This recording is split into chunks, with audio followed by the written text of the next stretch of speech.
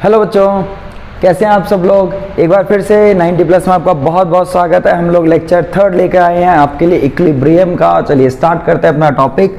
हमारा टॉपिक है ionization constant of weak acid and base. Weak base और weak acid का हम लोग आयोनाइजेशन कांस्टेंट कैलकुलेट करने वाले हैं। क्या होता है आयोनाइजेशन कांस्टेंट अभी देखेंगे। साथ ही साथ इस आयोनाइजेशन कांस्टेंट को एक और नाम से हम पढ़ सकते हैं, डिसोसिएशन कांस्टेंट। तो सबसे पहले समझते हैं टाइटल का मतलब क्या है। सो मान लीजिए कि आपके पास एक कंटेनर है जिसमें वाटर अवेलेबल है जो कि एक सॉल्वेंट की तरह काम कर रहा है, और आपने इसके अंदर कोई वीक एसिड डाल दिया। वीक एसिड डाला हुआ है और हम सबको पता है वीक एसिड जो है वो एक वीक इलेक्ट्रोलाइट की तरह काम करता है। वीक इलेक्ट्रोलाइट जो कंप्लीटली आयोनाइज नहीं होते हैं, मतलब जब वो वाटर में आप डालोगे तो उनके सारे पार्टिकल्स आयंस में स्प्लिट नहीं होंगे। पता ये वाली बात। तो यानी कि कुछ हिस्सा उनका क्या होगा, आयोनाइज होगा, सारा का सारा आयोनाइज नहीं होगा। तो हम यहाँ पे वीक एसिड में एग्जांपल ले लेते हैं। मान लीजिए कि हमारे पास है एसिटिक एसिड और हम एसिटिक एसिड को वाटर में ऐड कर रहे हैं। सो हमने क्या किया, एसिटिक एसिड को वाटर में डाल दिया। क्लियर। तो जैसे ही एसिटिक एसिड वाटर में जाएगा ये आयोनाइज होना चालू कर देगा। ठीक है। तो इसका आयोनाइजेशन प्रोसेस कैसे दिखाएंगे, कुछ ऐसे करके हम आयोनाइजेशन प्रोसेस दिखा देंगे। कुछ इस तरीके से हम ये लिख सकते हैं। क्लियर आप लोगों को। और यहाँ पे हम लोग इसका सॉल्यूशन बना हुआ है, ये लिक्विड फॉर्म में हाइड्रोनियम आयन दिखा सकते हैं, क्योंकि यहाँ से एक H+ वाटर ने लिया होगा तो हम H3O+ भी दिखा सकते हैं। साथ ही साथ आप सबको याद होगा कि hydronium ion is equivalent with H+, तो यहाँ से आप किसी भी टाइप की कंफ्यूजन मत रखिएगा। साथ ही साथ आपने कितना एसिड डाला है इस बात को भी हम यहाँ पे लिखेंगे। तो मान लीजिए कि इनिशियली आपने इसका कुछ अमाउंट, इसकी कुछ मोलैरिटी डाली और हम उसको मान लेते हैं C मोल पर लीटर।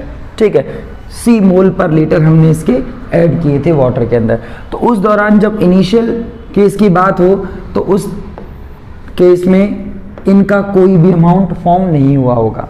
मतलब जब इनिशियली आप ऐड करोगे, ठीक है, या बिफोर एडिशन कह सकते हो कि बिफोर एडिशन जो C मोल पर लीटर, मतलब इतनी मोलैरिटी का जो हमारा एसिटिक एसिड है उसने कोई भी आयन प्रोड्यूस नहीं किए। लेकिन जैसे ही आपने उसको वाटर में डाल दिया आयोनाइजेशन चालू हो जाएगा।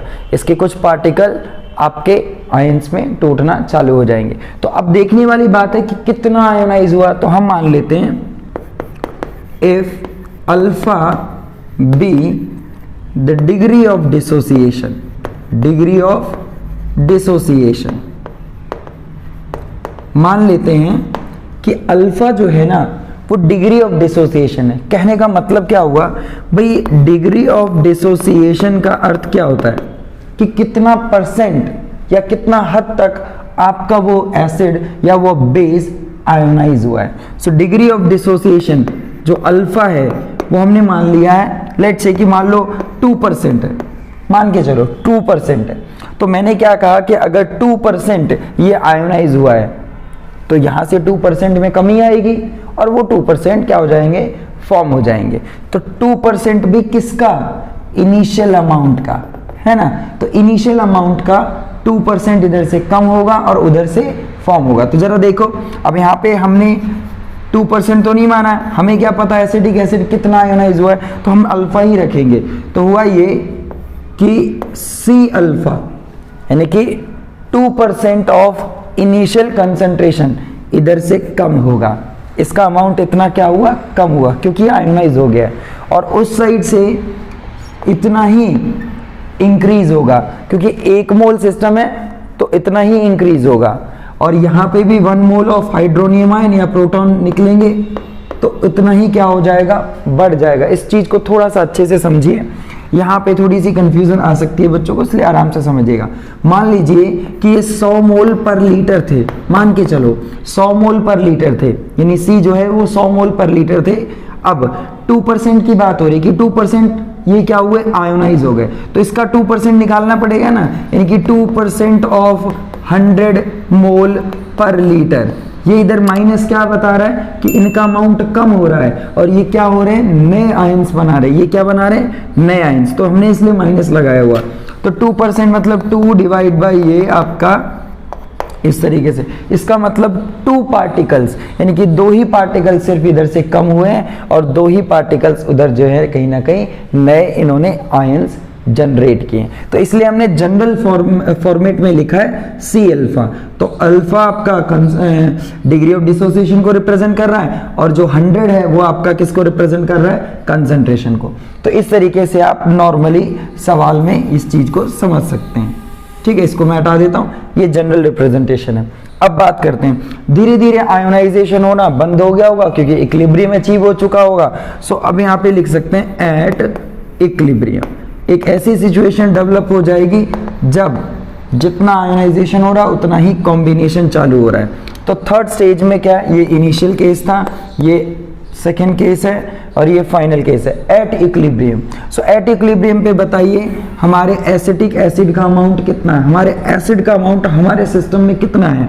तो हम लिखेंगे इनिशियली तो सी था और अब ये जो है सी अल्फा उसमें से घट गया है, आयोनाइज हो गया। जबकि इस साइड इनका अमाउंट इतना ही रहेगा क्योंकि हम ऊपर वाले में अगर 0 ऐड भी करेंगे तो कोई फर्क नहीं पड़ेगा। पहले 0 था इक्विलिब्रियम पे, मतलब कहीं ना कहीं इतना ऐड हो गया होगा, तो सी अल्फा ही रहेगा। अब आगे चलते हैं। अब सबको पता है कि हम लोग इक्विलिब्रियम कांस्टेंट कैसे निकालते हैं, याद दिलाओ। Equilibrium constant for this reaction क्या रहेगा, तो concentration of acetate ions, equilibrium constant निकालते हैं। और कॉन्सेंट्रेशन ऑफ हाइड्रोनियम आयन लिख सकते हो, नहीं तो आप H+ आयन लिख सकते हो, जो भी आपको ठीक लगे आप लिख सकते हो। ठीक है, वैसे दोनों ही एक ही चीज है। कॉन्सेंट्रेशन ऑफ रिएक्टेंट्स नीचे लिखेंगे, एसिटिक एसिड और वाटर। अब आपको अच्छे से याद है प्योर लिक्विड्स और प्योर सॉलिड्स की कॉन्सेंट्रेशन कांस्टेंट माननी है, तो इसकी कॉन्सेंट्रेशन 1 मोल पर लीटर। ठीक, सो इस हिसाब से ये यहां से हटा देंगे आप।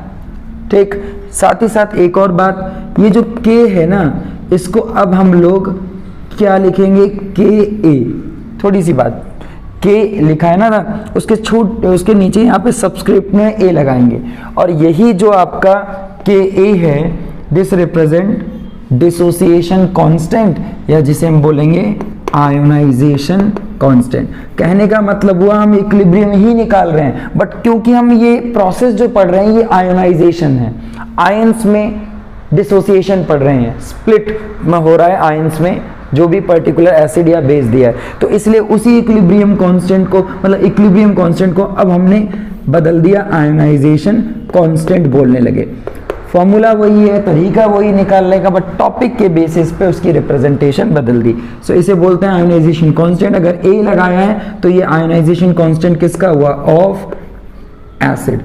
ठीक है, ऑफ एसिड। अगर यहाँ पे B लगाता तो ये बेस के लिए होता। पहले इतनी इंफॉर्मेशन जल्दी से नोट करो, फिर मैं ऊपर का हिस्सा हटाता हूँ और ये सारी वैल्यूज इनकी जगह इक्विलिब्रियम पे देखो, इनकी वैल्यूज रखनी पड़ेंगी हमें। ठीक है, तो ऊपर वाला हिस्सा आपने नोट कर लिया होगा। एक बार वीडियो को पॉज कर लें या फिर आप स्क्रीनशॉट लें और मैं ऊपर का हिस्सा हटा देता हूं।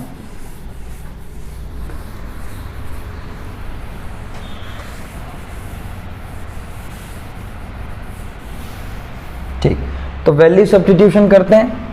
सो Ka कितना हो जाएगा हमारे पास, एसिटेट आयन की कंसंट्रेशन कितनी है, C अल्फा, फिर H3O+ आयन यानी आपके प्रोटॉन की कंसंट्रेशन कितनी है, C अल्फा, इन दोनों की कंसंट्रेशन, ठीक है, डिवाइड बाय एसिटिक एसिड की कंसंट्रेशन है C अल्फा। सभी वैल्यूज को प्लेस करके सॉल्व कर देंगे, बहुत आसानी से आंसर आएगा। बहुत छोटी सी बात है, न्यूमेरिकल प्रॉब्लम आती है, आप सीधे ही इसको फॉर्मूले को यूज करके सॉल्व कर लेंगे। ठीक है बच्चों, ये देखा आपने। अब ये वाला हिस्सा हटा देता हूं। ठीक, सो फाइनली हमारे पास आएगा C alpha square 1 minus alpha. So ionization constant या dissociation constant for weak acid is this. ये आपका डायरेक्ट रिलेशन आ गया, जहां पे अल्फा जो है आपका डिग्री ऑफ डिसोसिएशन है, ठीक है। सी जो है आपका ये मोलैरिटी है, यहाँ पे लिख देते हैं, सी जो है आपका मोलैरिटी है, जो एसिड आपने यूज किया है, एसिड जो ऐड करा था, और अल्फा आपका डिग्री ऑफ डिसोसिएशन है।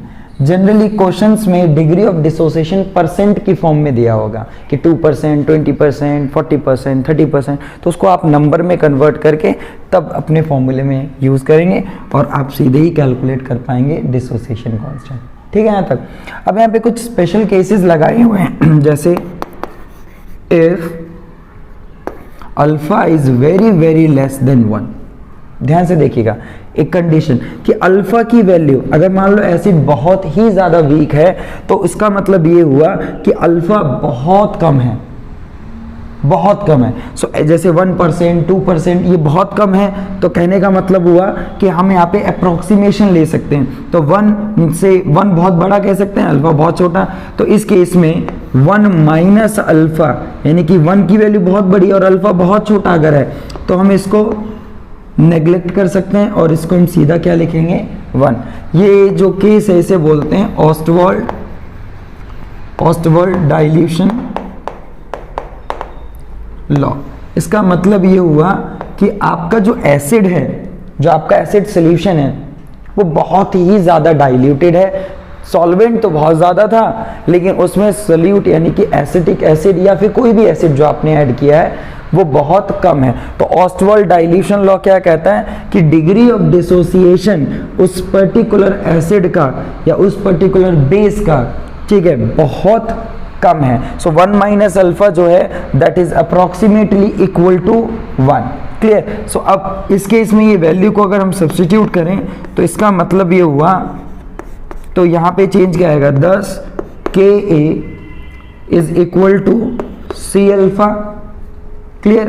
Under this condition Ka is equal to C alpha.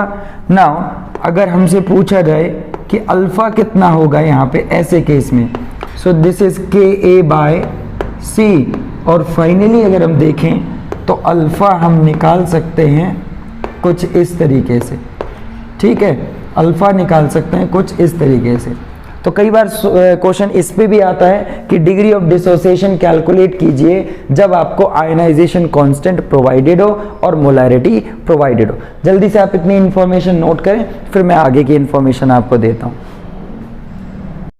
हाँ बच्चों, तो देखो अब वही जो सोल्यूशन हमने अभी बनाया हुआ था जिसमें मैंने एसिटिक एसिड डाला, अब हमसे कोई पूछे कि उसका पीएच कितना होगा, तो आप पीएच कैसे निकालेंगे। तो हमें पता है कि पीएच निकालने के लिए आप सबको क्या पता होना चाहिए, कंसंट्रेशन ऑफ H+ आयंस।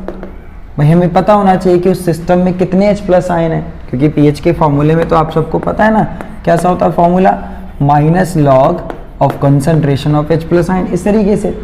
तो अभी जो पीछे हमने देखा वहां पे आप ध्यान से देखिए कि जो एसिटिक एसिड जो आयोनाइज्ड था, उस आयोनाइज्ड एसिटिक एसिड में हम सीधे ही इस चीज को लिख सकते हैं। यहाँ पे मैंने वाटर नहीं शो किया हुआ है तो इसलिए मैं सीधा प्रोटॉन भी दिखा सकता हूँ, ठीक है। सो अब देख सकते हैं आप कि जब यहाँ पे C माइनस सी अल्फा किया हुआ था मैंने, तो यहाँ पे C अल्फा और C अल्फा, प्रीवियस केस देखो अपनी कॉपी में आप, है ना। तो जब एट इक्विलिब्रियम ये इसका अमाउंट इतना था तो कहीं ना कहीं इनका अमाउंट ये बना था, तो यही चीज तो है जो हमें यहाँ पे क्लियर करेगी। सो अल्फा यहाँ पे जो H+ की कॉन्सेंट्रेशन है वो कितनी है, C अल्फा। तो concentration of H+ ion is C alpha. ये बात ध्यान रखनी है पीएच के लिए। अल्फा आपको प्रोवाइडेड होगा और C कॉन्सेंट्रेशन भी आपको उस एसिडिक एसिड की या उस पर्टिकुलर एसिड की दी जाएगी।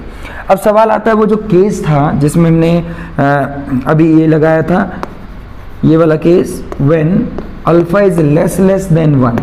तो आपको याद है इस वाले केस में आपने अभी क्या लिखा था, alpha is equal to Ka by C, ये फॉर्मूला अभी जस्ट हमने देखा, ठीक।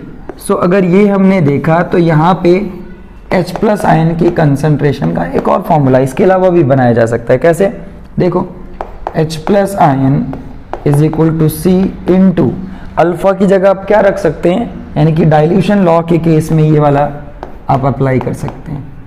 कुछ ऐसे हो जाएगा। तो फॉर्मूला हमारा मतलब फाइनली जो कंसंट्रेशन होगी H प्लस आयन की, जो फाइनल कंसंट्रेशन होगी वो आप कैसे लिख सकते हो, ठीक, Ka/C, ये देखिए, ठीक है। यूँ तो हम डायरेक्टली H प्लस आयन की कंसंट्रेशन C/अल्फा से निकाल सकते हैं, लेकिन अगर डाइल्यूशन का केस लग रहा है और डिग्री ऑफ डिसोसिएशन बहुत बहुत कम है, तो ऐसे केस में आप H प्लस आयन की कंसंट्रेशन को डायरेक्टली डिसोसिएशन कांस्टेंट यानी आयोनाइजेशन कांस्टेंट और इनटू कंसंट्रेशन से भी पता लगा सकते हैं, ठीक है। अगर अल्फा दिया है, कंसंट्रेशन दिया, तो डायरेक्ट कर सकते हो। और मान लो उस क्वेश्चन के अंदर आयोनाइजेशन कांस्टेंट दिया है, क्या दे रखा, आयोनाइजेशन कांस्टेंट और कंसंट्रेशन, तो आप इस फॉर्मूले को यूज करके H प्लस आयन की कंसंट्रेशन फाइंड आउट कर सकते हैं। यहां तक हुआ। अब ये केस नोट कर लें, फिर हम देखते हैं कि मान लो 2 या 2 से ज़्यादा एसिड्स वगैरह दे रखे हैं, तो कैसे कंपेयर करते हैं उनके एसिडिक स्ट्रेंथ को। तो चलो स्टार्ट करते हैं, कंपेयर करते हैं एसिडिक स्ट्रेंथ ऑफ 2 एसिड्स। हाँ बच्चों, तो स्टार्ट करते हैं कंपैरिजन। भाई किस चीज़ का कंपैरिजन कर रहे हैं, एसिडिक स्ट्रेंथ का कंपैरिजन कर रहे हैं 2 वीक एसिड्स के लिए। तो भाई ये कंपैरिजन कैसे किया जाएगा, जैसे मान लो एग्जांपल लेते हैं फिर से। सपोज आपने क्या किया, 2 अलग अलग कंटेनर लिए जिनमें सेम अमाउंट ऑफ वाटर आपने ले रखा है, सॉल्वेंट। एक में आपने एसिटिक एसिड ऐड कर दिया जो कि एक वीक एसिड है, और एक में आपने HCN ऐड कर दिया जो कि एक वीक एसिड है, ठीक है। सो दोनों में ही हमने क्या किया, जितने मोल्स इसके अंदर डाले हैं सेम नंबर ऑफ मोल्स इसके भी। मतलब ये कंपैरिजन हम कब कर रहे हैं, जब दोनों एसिड्स का अमाउंट यानी कि उनकी कंसंट्रेशन, उनके मोल्स सिस्टम में जो आप ऐड कर रहे हो वो सेम है, ठीक है। सो इक्विमोलर, ठीक है, इसके अंदर जो हम ऐड कर रहे हैं इक्विमोलर सॉल्यूशन कह सकते हो, ठीक है, of both the acids. Equimolar इसका मतलब होता है same concentration, same moles per litre, ठीक है, सेम कंसंट्रेशन ले रहे हैं। तो जैसा कि हमें पता है, हम लोग degree of dissociation as we know, भाई डिग्री ऑफ डिसोसिएशन जो आपने अभी निकाला था वो कैसे था, Ka/C, ठीक। तो आप इस डिग्री ऑफ भाई कि एसिटिक एसिड कितना डिसोसिएट होगा, HCN कितना डिसोसिएट होगा, हम इसके लिए अगर अल्फा का कंपैरिजन कर लें, कितना परसेंट ये डिसोसिएट होगा, कितना परसेंट ये, तो हम अल्फा का कंपैरिजन कर लें तो हम स्ट्रेंथ निकाल सकते हैं। कहने का मतलब हुआ कि जो स्ट्रेंथ है, strength of weak acid, strength of weak acid is correlated, सीधे हम रिलेट कर सकते हैं इज डिग्री ऑफ डिसोसिएशन। किससे कोरिलेट कर सकते हैं, डिग्री ऑफ डिसोसिएशन, कि वो एसिड कितना ज़्यादा आयोनाइज हुआ। जितना ज़्यादा आयोनाइज होगा वो एसिड उतना ही ज़्यादा स्ट्रॉन्ग कहलाएगा। कहने का मतलब दूसरे के कंपैरिजन में ताकतवर होगा। तो उस स्ट्रेंथ का कंपैरिजन हम किसके बेसिस पे कर रहे हैं, डिग्री ऑफ डिसोसिएशन। सो मान लेते हैं इसका अल्फा 1 है, डिग्री ऑफ डिसोसिएशन इसका अल्फा 2 है, ठीक है। तो strength of acetic acid and strength of HCN alpha 1 by alpha 2, ठीक है। अब यहां से देखो इक्विमोलर लिया हुआ है, इक्विमोलर मतलब सेम कंसंट्रेशन है, तो जितना कंसंट्रेशन इसका इसमें ऐड किया उतना ही इसका भी, तो C दोनों का सेम रहेगा। और डिसोसिएशन कांस्टेंट हम थोड़ा सा अलग लेंगे, पहले वाले का Ka1 और दूसरे वाले का Ka2,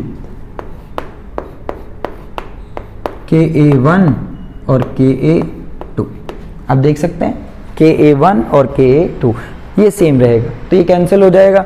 तो इस हिसाब से आप देख सकते हैं कि अगर स्ट्रेंथ का कंपैरिजन कर रहे हैं तो बेसिकली स्ट्रेंथ सीधे ही हम किसके अंडर रूट रेशो से निकाल सकते हैं, देयर आयोनाइजेशन कांस्टेंट। भाई उनकी आयोनाइजेशन कांस्टेंट अगर प्रोवाइडेड है तो हम सीधे ही स्ट्रेंथ का कंपैरिजन कर सकते हैं। क्लियर है वाली बात। तो बहुत सीधा सा सवाल पूछा जाता है, आपको ये वैल्यूज प्रोवाइड की जाती हैं और आपको स्ट्रेंथ का कंपैरिजन करना होता है। तो स्ट्रेंथ ऑफ फर्स्ट एसिड बोल दूं अब यहाँ पे, जरूरी नहीं है कि एसिडिक एसिड ही दिया, वही कोई भी एसिड दे सकते हो आपको, वीक में है ना। और दूसरा है स्ट्रेंथ ऑफ सेकेंड एसिड। ठीक, तो ये फॉर्मूला जो है ये आपकी हेल्प करेगा ऐसे सवाल करने में जिनमें स्ट्रेंथ का कंपैरिजन पूछा जाए, तो एसिड्स को आपस में कंपेयर करना हो कि कौन सा ज़्यादा ताकतवर और कौन सा कम, या कौन सा एसिड कितने टाइम्स स्ट्रॉन्गर है, उसके लिए आप सीधे ही अप्लाई करें। तो फटाफट इसे नोट कर लें, और जो भी अभी तक आपने सीखा है वो बिल्कुल वीक बेसिस के लिए एज इट इज अप्लाई करेंगे। ठीक है, नोट कर लें एक बार। चलिए बच्चों, तो स्टार्ट करते हैं वीक बेसिस के लिए। तो बिल्कुल वैसे तो सीधे जितने भी रिलेशंस अभी आपने देखे बिल्कुल एज इट इज बेसिस के लिए हैं, बट फिर भी एक एग्जांपल से इन चीज़ों को ख़त्म करते हैं। अमोनियम हाइड्रोक्साइड एक वीक बेस का एग्जांपल लिया है। ठीक है, सपोज इसको वाटर में आपने डाला और ये कुछ इस तरीके से आयोनाइज हुआ, ये कुछ इस तरीके से आयोनाइज हुआ। ठीक है, अब इनिशियली मान लेते हैं इसका C मोल पर लीटर लिया था, तो आपका ये दोनों क्या रहेगा, 0। ठीक है, इनिशियली बिल्कुल सेम पैटर्न पे काम करेंगे आप, एज इट इज रहेगा। तो अब वही है, अल्फा मान लेते हैं यहाँ पे भी कि अगर अल्फा क्या है, डिग्री ऑफ डिसोसिएशन, क्या है, degree of dissociation. Weak base के लिए ये अल्फा क्या है यहाँ पे, डिग्री ऑफ डिसोसिएशन। तो यहाँ पे कितना परसेंट ये आयोनाइज हुआ है, तो C अल्फा माइनस और ये C alpha so at equilibrium क्या होगा भाई, एट इक्विलिब्रियम कितना अमाउंट बचेगा इसका, तो C minus C alpha as it is. तो सीधे ही हम फॉर्मूले भी लिख सकते हैं। अब यहाँ पे सीधा हम Kb लगा सकते हैं। So ionization constant of weak bases, क्या है ये, ionization constant of weak bases Kb। तो ये इसका भी फॉर्मूला सेम रहेगा। आप ध्यान से अगर देखें तो ये बिल्कुल सेम आंसर आएगा जो आपने पीछे देखा। ये जब तीनों वैल्यू आप सब्स्टिट्यूट करेंगे तो फाइनली C अल्फा मतलब C स्क्वायर अल्फा स्क्वायर और यहाँ पे C माइनस C अल्फा, जब यहाँ पे आप इसे सॉल्व करेंगे आगे तो ये बचेगा C alpha square by 1 minus alpha. देखो है ना, सेम है। यहाँ पे C क्या है, बेस की कंसंट्रेशन, मोल्स पर लीटर कितने ऐड किए, मोलारिटी मतलब, और अल्फा डिग्री ऑफ डिसोसिएशन। यहाँ पे भी वही केस अगर लगाया जाए कि अगर अल्फा यानी कि डाइल्यूशन फैक्टर लगाया जाए, if alpha is less than 1 then what happen, so in this case Kb will equal to C alpha square, है ना। और यहाँ पे डिग्री ऑफ डिसोसिएशन देखें तो जितना भी आपने अभी तक देखा बिल्कुल एज इट इज रिपीट करना होता है। ठीक है, यहाँ पे भी अगर आप स्ट्रेंथ कंपेयर कर रहे हैं, strength of first base to that of the second base, तो आपको पता है कि सेम पैटर्न पे काम करेंगे, दोनों ही बेसिस की कंसंट्रेशन सेम होगी, तो C कैंसिल हो जाएगा और आप सीधे ही यहाँ पे देखेंगे Kb1 और Kb2। ठीक है, ये आएगा। साथ ही साथ अगर pH कैलकुलेशन की बात करें हम, ठीक है, सो pH कैलकुलेशन, तो भाई यहाँ पे थोड़ा सा ध्यान लगाना होगा। pH कैलकुलेशन के लिए यहाँ पे OH आयन की कंसंट्रेशन है। देखिए OH आयन की कंसंट्रेशन क्या है, एट इक्विलिब्रियम C अल्फा। तो आप देखिए OH आयन की कंसंट्रेशन है C अल्फा। ठीक है, तो C अल्फा अगर OH आयन की कंसंट्रेशन है इस बार, तो आप क्या करें, आप सीधे ही पहले POH कैलकुलेट कर लें, और POH कैलकुलेट करना हम सबको आता है। ठीक है, ये जो यहाँ से आप वैल्यू निकालेंगे C अल्फा की वो यहाँ डालेंगे और माइनस लॉग देखते हुए आप POH कैलकुलेट कर लेंगे। तो अब POH कैलकुलेट करने के बाद आपको सबको याद है कि pH और POH का सम एट अ गिवन टेम्परेचर, मतलब अगर 298 केल्विन, जो कि मोस्ट प्रोबेबली वही पूछते हैं, तो आएगा। तो इसमें आप pH इजीली कैलकुलेट करेंगे by subtracting the value of POH from 14। तो इस तरीके से यहाँ से जो आप POH निकालेंगे उसकी वैल्यू को 14 में से हटा देना, तो आपका pH आ जाएगा, है ना, सिंपल। दूसरी बात, अंडर दिस कंडीशन डाइल्यूशन के केस में OH की कंसंट्रेशन आप एक और तरीके से निकाल सकते हैं bye substituting value of alpha. यहाँ पे अल्फा की वैल्यू डालेंगे तो उस केस में, ठीक है, उस केस में POH क्या आएगा आपका, यहाँ पे बता, मतलब POH कह रहा हूँ, यहाँ पे OH कितना आएगा, C अल्फा और C अल्फा की जगह क्या लिख सकते हैं, K B by C, which is ultimately you have K B into C. तो बिल्कुल जैसा अपने पीछे एसिड वाले केस में पढ़ा, ये कब होगा, जब ये कंडीशन दी जाएगी। तो ये हुआ आपका काम बेसिस के लिए। और यहाँ तक की कैलकुलेशन के बेसिस पे एक सवाल ट्राई करते हैं। तो चलिए मूव करते हैं उस क्वेश्चन की तरफ, आप ये नोट कर लें सबसे पहले। हाँ बच्चों, एक सवाल दिया हुआ है जो अभी तक हमने सीखा, अप्लाई करते हैं, देखिए कैसे इस सवाल को सॉल्व करते हैं। सवाल को ध्यान से पढ़ें तो लिखा हुआ है कि भाई कैलकुलेट कीजिए पीएच। तो भाई यहाँ पे सबसे पहले लिख लीजिए कि पीएच हमें कैलकुलेट करना है। साथ ही साथ क्या दे रखा है, 0.1 मोलर सोल्यूशन। भाई 0.1 मोलर सोल्यूशन एसिटिक एसिड का दिया है, मतलब हमें कंसंट्रेशन दे रखी है 0.1 मोल पर लीटर एसिटिक एसिड की। वेरी गुड, बहुत बढ़िया बात है, तो दे रखा है। साथ ही साथ क्या दिया है, degree of dissociation. Degree of dissociation मतलब हमें अल्फा दे रखा है, और वो भी कितना दिया है, 1.32%, 1.32%, ठीक है। और हमें लॉग की वैल्यू भी दे रखी है। अच्छी बात, अगर लॉग नहीं दे रखा होता तो हमें कैलकुलेट यानी रीड करना आना चाहिए फ्रॉम लॉग टेबल। और अगर नहीं आता है आप लोगों को तो डिस्क्रिप्शन बॉक्स में मैंने आपको उसका लिंक दिया है वीडियो का, जरूर चेक करें अगर लॉग टेबल नहीं देखनी आती है तो। अदरवाइज बहुत सिंपल है, देखते हैं। सवाल स्टार्ट कहाँ से किया जाए, तो सबसे पहले हम सबको पता है हमें ये प्रोसेस भी लिखने की ज़रूरत नहीं है। अगर हमें डायरेक्ट पता है फॉर्मूला तो हमें इतना सब कुछ लिखने की भी ज़रूरत नहीं है कि इसकी सी कॉन्सेंट्रेशन होगी अर्लियर टाइम में, फिर इसका अगर अल्फा डिग्री ऑफ डिसोसिएशन है तो इसका इतना कम हो जाएगा और इसका इतना हिस्सा इंक्रीज होगा। तो एट इक्विलिब्रियम फाइनल स्टेज पे अगर हम देखें तो सी माइनस अल्फा, सी अल्फा और सी अल्फा। हमसे आयोनाइजेशन कांस्टेंट नहीं पूछ रहा है, हमसे सीधा ही क्या पूछ रहा है, पीएच। तो भाई पीएच निकालने के लिए हमें किस चीज़ का पता होना चाहिए, H प्लस आयन की कंसंट्रेशन पता होनी चाहिए। तो देखो H प्लस आयन की कंसंट्रेशन कितनी है, C alpha.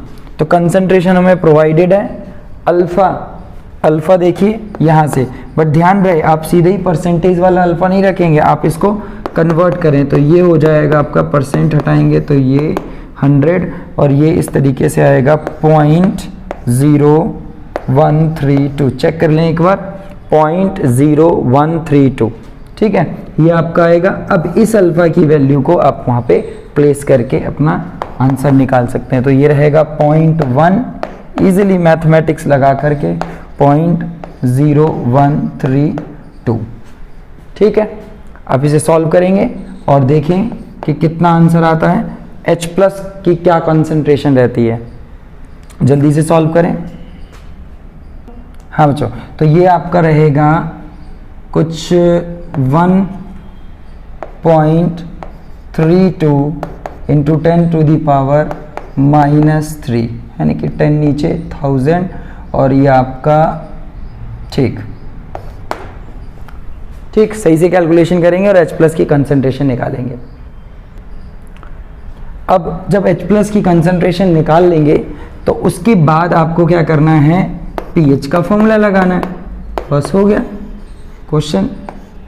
1.32 10 to the power -3, यानी कि जो कंसंट्रेशन आपने निकाली इसको फॉर्मूले में ऐड करें, सब्स्टिट्यूट करने के बाद में आप सीधे ही अपना आंसर निकालें, ठीक है। अब a इंटू बी वाली आइडेंटिटी प्लेस करेंगे यहाँ पे और जल्दी से सॉल्व करो बहुत आराम से। लॉग को बाहर, माइनस लॉग को बाहर रहने दो, मतलब माइनस को बाहर रहने दो। लॉग ए याद है आपको, लॉग ए प्लस लॉग बी वाली प्रॉपर्टी यहाँ पे लगा दीजिए, ऐसे ही होगा सॉल्व। अब लॉग 1.32 चेक करना है, वैसे दिया हुआ है उन्होंने, ठीक है। और उसके बाद ये कैलकुलेट करना बता देते हैं, ये भी आइडेंटिटी से सॉल्व होगा, 10 रेज़ टू द पावर -3। तो ये वाला हिस्सा हटा दें इसका, ऐसे सिस्टमेटिकली आप क्या करेंगे, सॉल्व करेंगे, ठीक है। सो pH is equal minus log 1.32 दिया है 0.1206 और यहाँ पे आइडेंटिटी कौन सी लगेगी भाई, ये देखिए जो पावर में होता है ये कहाँ जाता है, आगे आपको याद है log a की पावर n वाला केस लगाना है, तो -3 और log 10, ये देखिए, ठीक है। सो ये वाला हिस्सा 1 हो जाता है, ये माइनस अब अंदर जाएगा तो -1 0.1206 और ये माइनस है तो प्लस बन जाएगा। तो अब इसको सॉल्व कर दें, आपका सीधे ही आंसर आ जाएगा, ये आपका 2 पॉइंट समथिंग आएगा। जल्दी से चेक करें फटाफट। हाँ बच्चों, तो चेक कर लिया कितना आया, तो भाई माइनस कर दो 2 पॉइंट समथिंग कितना आएगा भाई, ये लो इस तरीके से आप लिख सकते हो 0.1206, ये आपका आएगा 49, ठीक है 49, ये आएगा 7, एक और ज़ीरो लेनी पड़ेगी, विचार है यहाँ पे, है ना, ये और उसके बाद यहाँ पे आपका 9 और ये 7 और ये वाला 8, ये लो फटाफट आप कर लेते और ये हो गया। ठीक, तो इस तरीके से आपका pH कैलकुलेशन हो जाएगा। आयनाइजेशन कांस्टेंट के क्वेश्चंस बहुत सीधे होते हैं और अच्छे से प्रैक्टिस करिएगा।